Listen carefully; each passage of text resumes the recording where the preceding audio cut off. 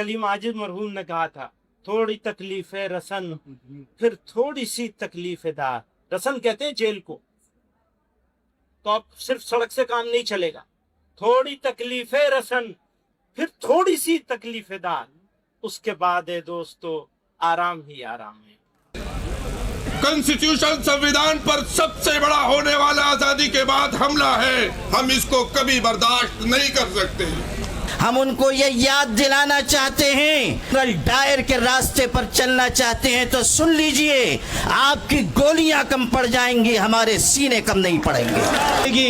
लेकिन उसको लड़ते हुए हम अपने मुसलमान भाइयों की वक्फ की जमीनों को सरकार के हवाले नहीं होने देंगे। ये आप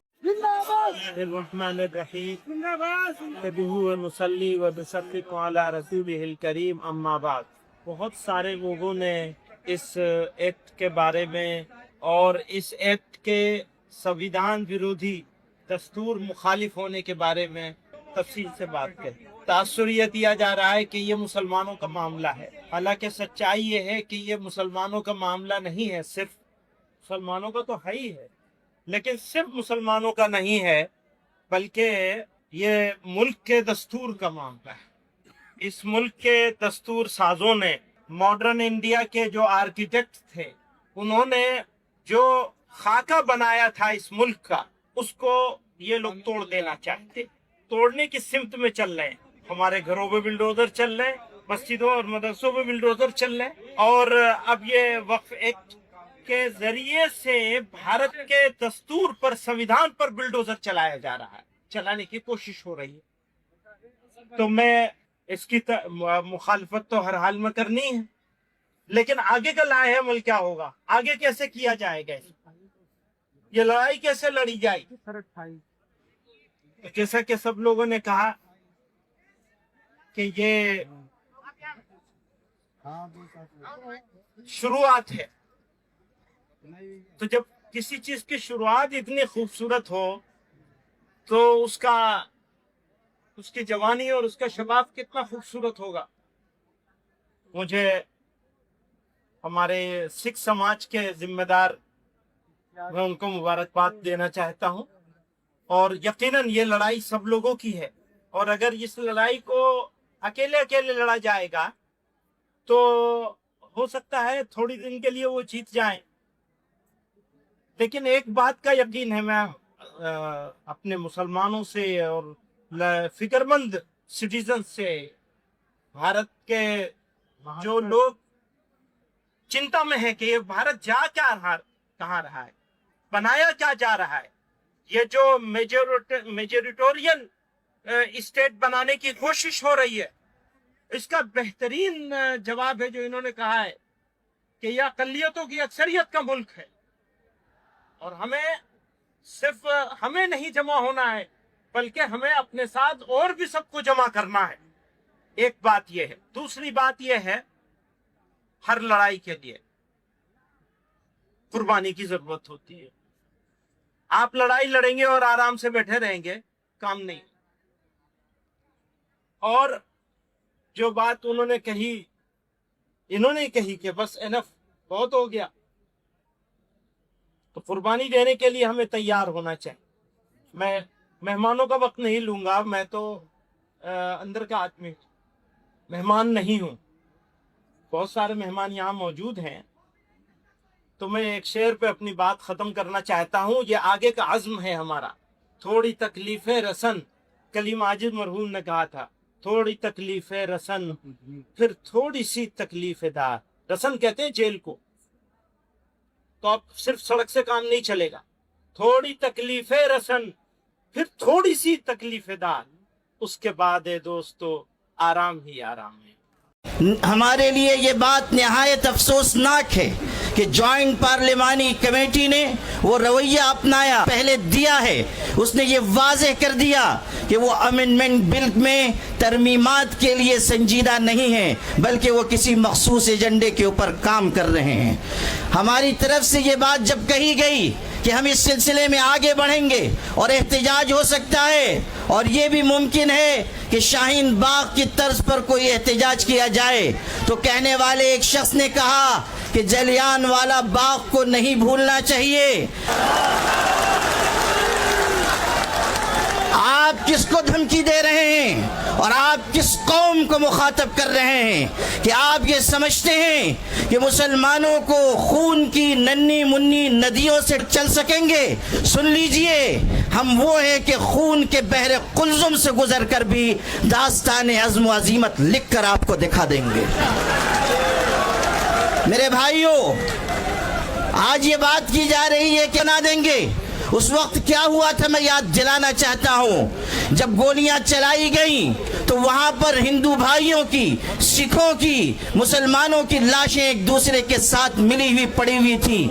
आज भी हम उसी रास्ते पर हैं और आप अगर अंग्रेज के रास्ते पर जाना चाहते हैं तो सुन लीजिए, अत्याचार करने वाले कभी इस दुनिया में आफियत के नहीं गुजार सकते।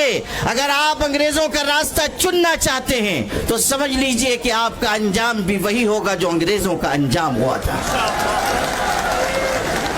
All India Muslim personal law board इस मुल्क के मुसलमानों का सबसे मुत्तहिदा और मुश्तरका प्लेटफॉर्म है। अगर वो ये आवाज दे रहा है कि वक्फ तरमीमी बिल को वापस लिया जाए तो हुकूमत को इस बिल को वापस लेना चाहिए। ये मत समझिए कि सिर्फ चंद हजार मुसलमान जमा होंगे और बात मुकम्मल हो जाएगी। All India Muslim personal law board आवाज देगा तो पूरे मुल्क के मुसलमान, बल्कि इंसाफ पसंद शहरी मुस्लिम पर्सनल लॉ बोर्ड की आवाज के साथ आवाज मिलाएंगे। इसलिए आप सब भी इस बात का हाथ उठाकर अज़्म कीजिए कि मुस्लिम पर्सनल लॉ बोर्ड जिस तहरीक का भी ऐलान करेगा आप सब उसका भरपूर तरीके से साथ देंगे। आप इस रोजे की हालत में इस बात का अज़्म कीजिए कि हम इंशाअल्लाह अपने हुकूक की अपने हुकूक की लड़ाई आखिरी सांस तक लड़ते रहेंगे। इस हकीकत को हमेशा याद रखिए कि अपने हुकूक की आवाज़ जितनी देर से उठाई जाती है उतनी ही ज़्यादा कुर्बानियाँ देनी पड़ती हैं। इसलिए अगर आज हम आए हैं तो अपने अंदर एक कुर्बानी का जज्बा भी पैदा करें और ये पैगाम पूरे मुल्क तक पहुँचाएँ कि हमें इस मुल्क को भी बचाना है, इस मुल्क में मोहब्बत के पैगाम को भी आम करना है और सबको साथ लेकर हमें उस सिमत में जाना है जिसमें मुल्क का भी भला हो और हमारी मिल्लत का भी भला हो। आपकी ये क़यादत जो यहाँ मौजूद है, अगर आप इसे बूढ़ी और बुज़दिल क़यादत समझते हैं तो सुन लीजिए, आज ये यहाँ बैठे हुए हैं, लेकिन कल अगर अल्लाह ने ऐसा मौका दिया कि हमें इस लड़ाई को आगे बढ़ाना पड़ा तो आप देखेंगे कि ये क़यादत कलम और कागज छोड़कर हथकड़ियों का भी इस्तेमाल करेगी और अपने सीने खोल देगी और आपकी लड़ाई आखिरी सीढ़ी तक लड़ी जाएगी। इसीलिए मैं ये कहा करता हूँ अपनी क़यादत के बारे में कि ये अलग बात है कि चुपचाप खड़े रहते हैं, फिर भी जो लोग बड़े हैं बड़े रहते हैं। ऐसे दरवेशों से मिलता है हमारा शजरा जिनकी ठोकर में कई ताज पड़े रहते हैं। व आखिरु दावाना हम उनको ये याद दिलाना चाहते हैं, डायर के रास्ते पर चलना चाहते हैं तो सुन लीजिए, आपकी गोलियां कम पड़ जाएंगी, हमारे सीने कम नहीं पड़ेंगे। लेकिन उसको लड़ते हुए हम अपने मुसलमान भाइयों की वक्फ की जमीनों को सरकार के हवाले नहीं होने देंगे। ये आपको यकीन, विश्वास और भरोसा दिलाते हुए एक बार फिर सबका शुक्रिया अदा करते हुए अपनी बात को विराम देता हूँ। जय हिंद, जय भारत, जय समाजवाद। अस्सलामु अलैकुम वरहमतुल्लाहि वबरकातुहू। अल्हम्दुलिल्लाहि रब्बिल आलमीन वस्सलातु वस्सलामु अला सय्यिदिल अंबिया वल मुरसलीन मुहम्मदिन व आलिहि वसहबिहि अजमईन। मोहतरम आली जनाब सदर मोहतरम all India Muslim personal law board और दीगर तमाम मजहबी सियासी रहनुमा, तमाम पार्टियों के इंडिया अलायंस के रहनुमा और हमारी पार्टी के सीनियर रहनुमा जितने यहाँ मौजूद हैं और आप तमाम मीडिया के सामने मैं इस बात का ऐलान करता हूँ अपनी पार्टी की तरफ से और सारे हिंदुस्तान की उन दबी कुचली तमाम आवाज़ों की तरफ से जिन्हें आरएसएस ने सैकड़ों साल से जिनको दबाकर कुचल कर रखा है और अब वो संविधान को कुचलना चाहते हैं, बिल्डोज करना चाहते हैं। समाजवादी पार्टी ने माननीय अखिलेश यादव जी ने पहले दिन ही जब ये बिल लाया गया था साफ साफ कह दिया था कि ये कॉन्स्टिट्यूशन संविधान पर सबसे बड़ा होने वाला आजादी के बाद हमला है, हम इसको कभी बर्दाश्त नहीं कर सकते। दलितों के ऊपर जो अत्याचार हो रहा है, आदिवासियों के हुकूक जो खत्म हो रहे हैं और सिखों के मामलात में जो दखल अंदाजी हो रही है, ये क्या तमाशा रखा है? आप समझते हैं हम कब तक बर्दाश्त करेंगे? देश की जनता के लोग, देश की जनता के मूड को पहचानिए। सारा ईवीएम से नहीं चलेगा, मुल्क संविधान से चलेगा। अगर कोई इस गलत फहमी में है तो उसको गलत फहमी दूर कर लेनी चाहिए। 24 के पैगाम ने, इंतखाब ने पैगाम दिया। मुसलमानों के साथ मैं अपनी बात खत्म कर रहा हूं। जिस तरह से मजाक किया जा रहा है कि उनके मजहबी मामलात में दखल अंदाजी की जा रही है, ये बीजेपी वो पार्टी है जो एक मुसलमान को सारे मुल्क में एक सीट लोकसभा की नहीं दे सकती। वो वक्त की रक्षा क्या करेगी, हिफाजत क्या करेगी? ये वो लोग हैं कि जिनके मिनिस्टर के सामने लंदन की सड़कों पर देश का अपमान हो और इनके चेहरे पर कोई रंगत इनकी बदले ना, कोई उस पर स्टेटमेंट आए। ये कौन लोग हैं?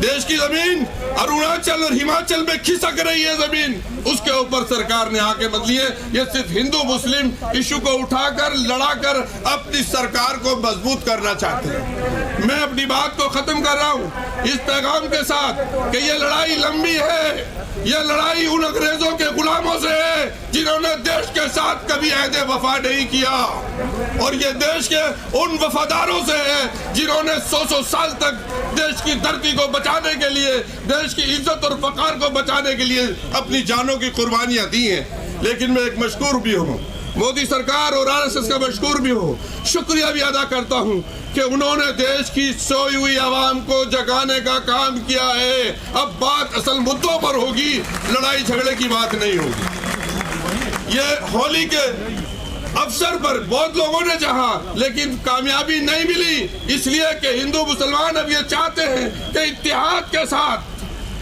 मोहब्बत और भाईचारे के साथ मुद्दों पर देश की तरक्की के लिए बात होगी। अब नफरत की सियासत इस मुल्क में बंद होगी और वक्फ बोर्ड एक बड़ा इशू है, इस पर हम सब लोग, सारे हिंदू मुसलमान सिख ईसाई सब मुत्तहिद हैं।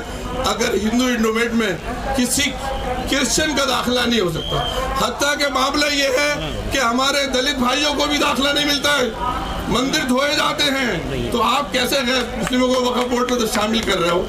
आर्टिकल 26 का उल्लंघन कर रहे हो, इसको बर्दाश्त नहीं किया जाएगा। मैं अपनी बात को खत्म करता हूँ। बहुत शुक्रिया। बहुत शुक्रिया। जो सीपीआई के